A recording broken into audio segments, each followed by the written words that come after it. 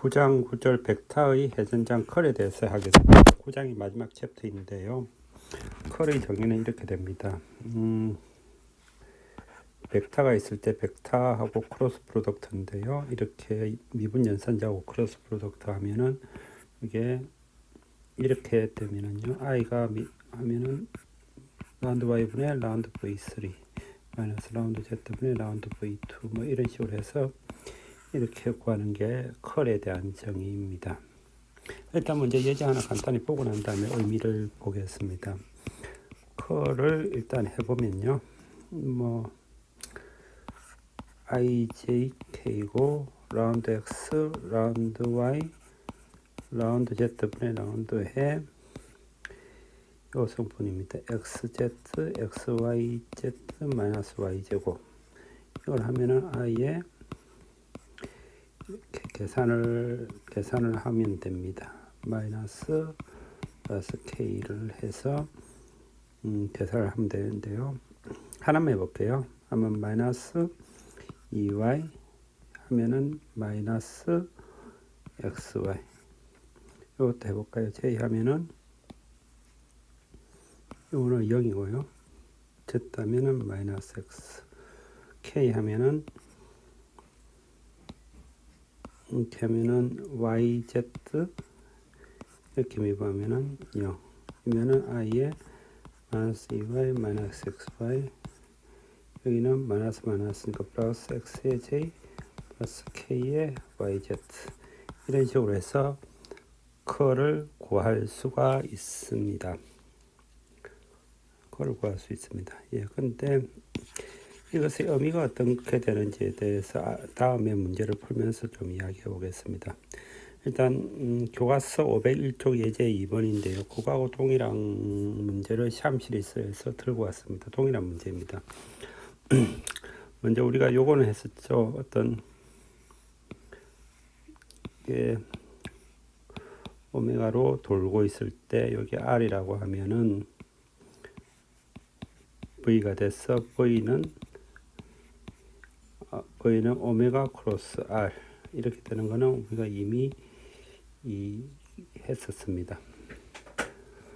했었는데요. 요거를 이제 컬하고 이 의미를 맞춰 보겠습니다. 가령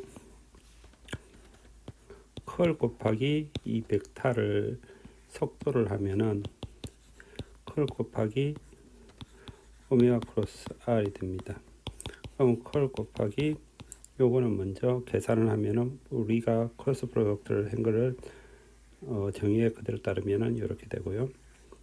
요거를 컬 계산을 하면은 쭉 해서 마지막 결과가 이런 결과가 나옵니다. 그럼 이거는 무엇을 의미하냐면은 우리가 돌아가는 거 있죠. 이 원 디스크에서 지금 돌아가는 게 이렇게 속도가 이런 속도가 벡터 성분으로 이렇게 존재를 합니다. 이 존재하는 벡터장이 있으면은 이는 벡터장이 있는 거잖아요. 이는 벡터장에 컬을 하면은 각각 속도의 2배가 된다는 겁니다. 즉 반대로 오메가는 컬의 2분의 1이 됩니다. 그럼 왜 이런 것이 나오는지에 대해서 다시 한번 위의 식을 보면서 살펴보겠습니다. 그러면은 감각적으로 오메가는 2분의 1 컬이다. 컬은 이 오메가다. 요거에 대해서 잠깐 이 식으로 다시 한번 살펴보겠습니다.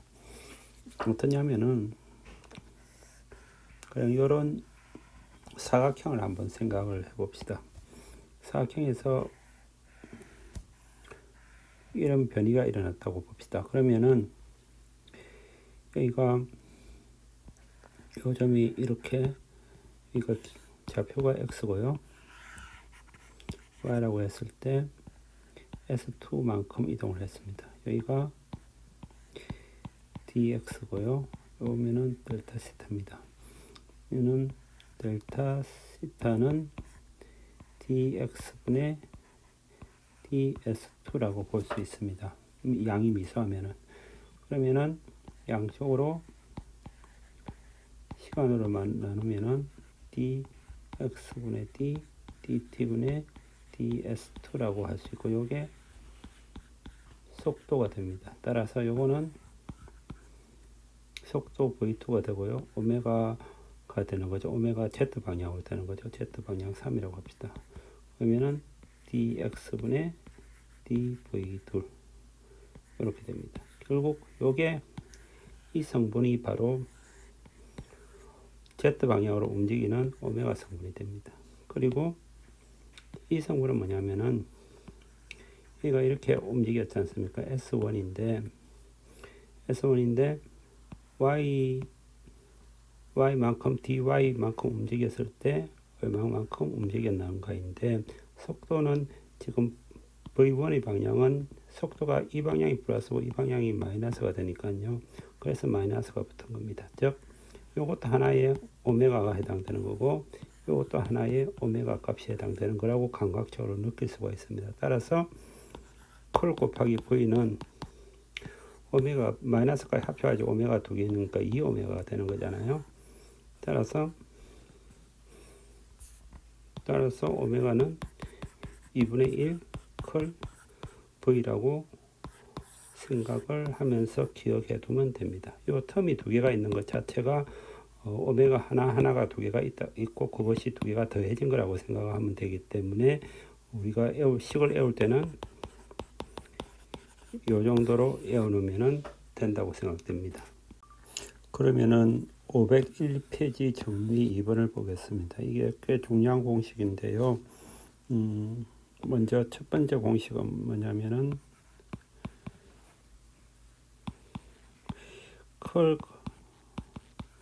컬에다가 그레디언트에다가 컬을 하면은 제로가 된다는 거고요. 두 번째는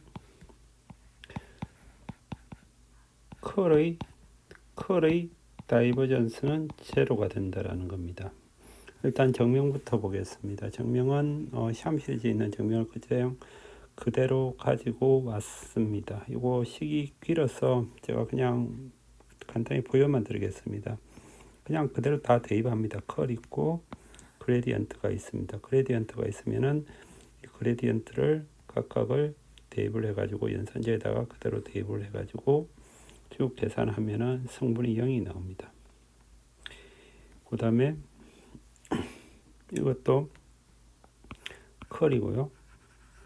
컬을 먼저 이렇게 만들어 놓고 여기서 다이버전스를 합니다. 그러면은 요거는 이렇게 쭉 나오는 거고 다이버전스라는 거는 또 이게 라운드 x분의 라운드 i 이렇게 되는 거니까 그거 하나씩 다 계산을 하면은 제로가 됩니다. 그럼 이게 어떤 의미를 가지는 것인지에 대해서 살펴보는 게 중요할 것 같습니다. 먼저 이것부터 보시죠. 보면은 우리가 여기에 무엇을 의미한다고 했습니까? 만약에 사각형이 있으면은 사각형이 이렇게 돌아가는 걸 이야기합니다. 돌아가는데 요거 하나 더 있고 요거 하나, 요 각각이 하나가 오메가이기 때문에 2오메가로 돌아간다라고 볼 수가 있습니다. 그러면은 돌아가는 성분이 있는 거잖아요. 이것도 돌아가는 성분 이렇게 어떤 벡터 성분이 있으면 벡터가 이런 식으로 계속 돌아가는 성분들이만 존재하는 그런 벡터에서는 그레디언트 있으면 이거는 뭐냐면 그레디언트는 다이버전스는 퍼져나가는 겁니다. 처음에 다이버전스가 이럴 때 다이버전스는 0보다 크다고 했고 다이버전스가 이렇게 들어갔을 때 다이버전스는 0보다 적고 이렇게 뺑뺑 돌아가는 거는 제로가 된다라고 꼭 다이버전스 할 때 이야기를 했었는데요.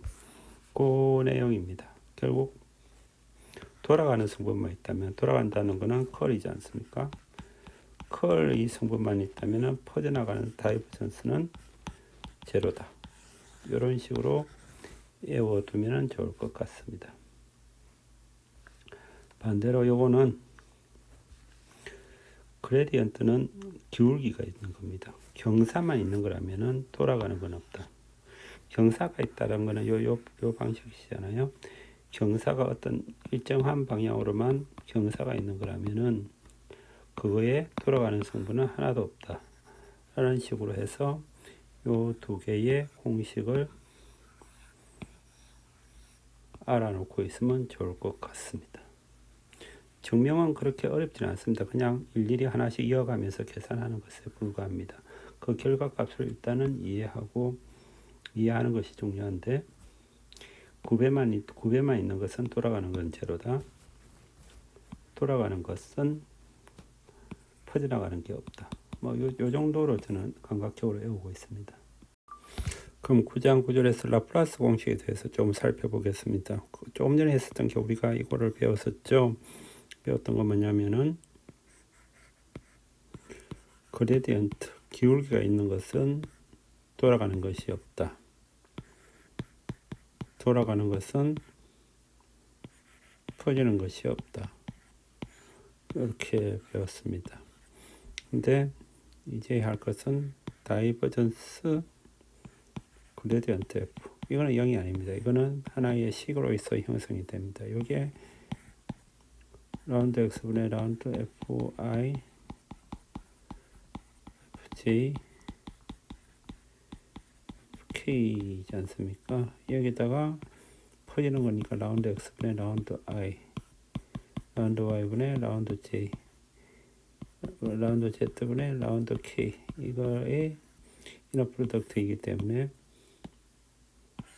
이렇게 하다 보면은 라운드 x제곱분의 라운드 x제곱 f 플러스 라운드 y제곱분의 라운드 f제곱 y 라운드 z제곱분의 라운드 제곱 f 이런 식으로 나옵니다. 이거를 라그란지안